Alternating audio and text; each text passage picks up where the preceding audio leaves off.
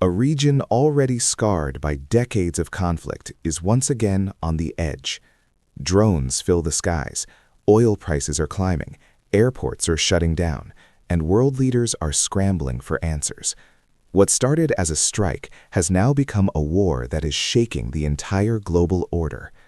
I'm Diana Cosme, and this is everything you need to know right now. Here is where things stand tonight. President Donald Trump has issued a blunt warning to NATO allies: help reopen the Strait of Hormuz, or face what he called a very bad future for the alliance. An Iranian drone struck near Dubai International Airport, sparking a major fire and forcing a temporary suspension of flights at one of the world's busiest aviation hubs. Saudi Arabia says it has intercepted more than 60 Iranian drones, as Tehran continues targeting Gulf nations. Israel has announced the start of ground operations in southern Lebanon, describing them as targeted moves against Hezbollah. And in the last hour, the Israeli military announced a wide-scale wave of strikes on Tehran and several other Iranian cities. Meanwhile, Japan has become the first G7 nation to begin releasing emergency oil reserves in an attempt to stabilize fuel prices. Let's begin with what may be the most consequential dimension of this war. Not the missiles, not the drones, but a narrow strip of water. The Strait of Hormuz, just 21 miles wide at its narrowest point, is the passage through which roughly 1/5 of the world's oil supply flows every single day. Tankers carrying crude oil from Saudi Arabia, Iraq, the UAE, Kuwait, and Iran itself all pass through this choke point. For more than 2 weeks now, that strait has been effectively closed. President Trump, speaking to reporters on a flight back to Washington in the early hours of Sunday morning, confirmed that the United States has formally asked allied nations to reopen it. He framed it as a small ask, pointing out that America has stood by NATO through the war in Ukraine and other crises. His message was direct: it is now time for others to step up. Britain's Prime Minister held a call with President Trump over the weekend, specifically focused on the Strait of Hormuz and the disruption to global shipping. Downing Street described the situation as deeply concerning. There are also growing fears that Iran has laid naval mines in the waters of the strait, a development that would make any reopening effort significantly more dangerous and complex.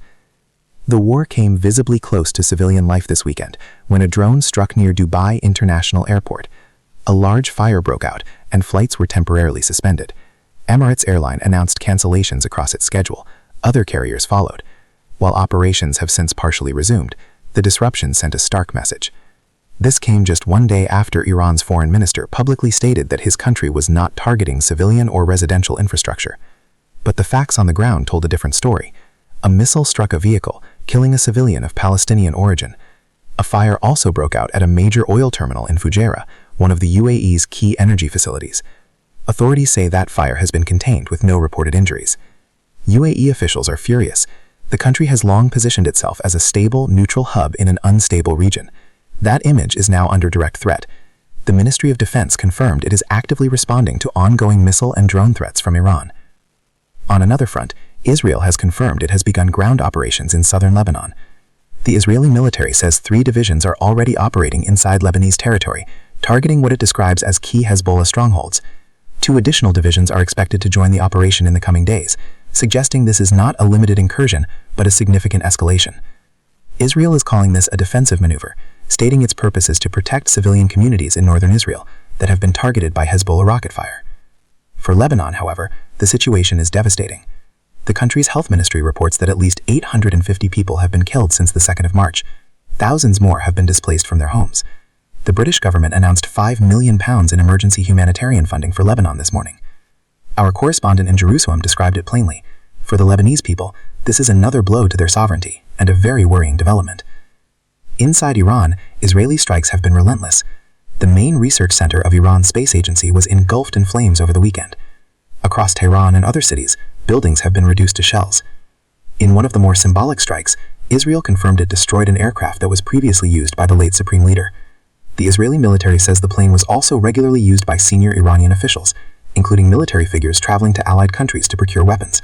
By targeting it, Israel sent a clear message about the reach and precision of its intelligence. Israeli military sources are now claiming that approximately 70% of Iran's missile launchers have been destroyed or put out of operation. If accurate, That would represent a significant degradation of Iran's offensive capabilities, though independent verification of that figure remains unavailable. Iran has rejected any suggestion of negotiations. A senior Iranian official pushed back firmly against President Trump's claim that Tehran was seeking talks, saying the country is stable, strong, and sees no reason to engage with Washington, particularly after what they describe as an unprovoked American attack. Iran frames this conflict not as a war of survival, but as a defense of its people against aggression. The regime says it was engaged in diplomacy with the United States when the decision to strike was made, making any return to the table, in their view, impossible for now. The economic consequences of this war are already being felt worldwide. Japan, as the first G7 nation to act, has begun releasing strategic oil reserves to ease pressure on fuel prices. Other nations are expected to follow. Oil markets remain volatile, shipping costs have surged, airlines are rerouting flights, and economists warn that if the Strait of Hormuz remains closed for weeks rather than days,